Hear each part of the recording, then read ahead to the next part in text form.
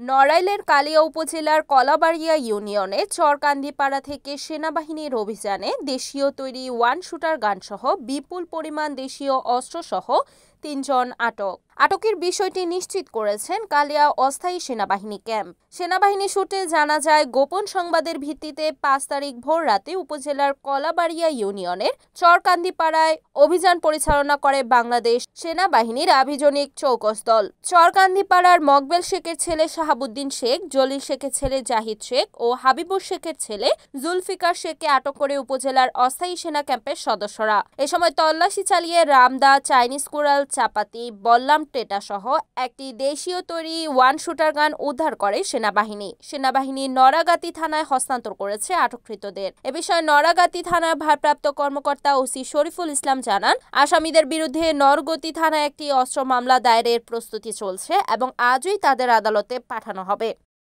Report Abdur Razzak, NAN TV, Narail.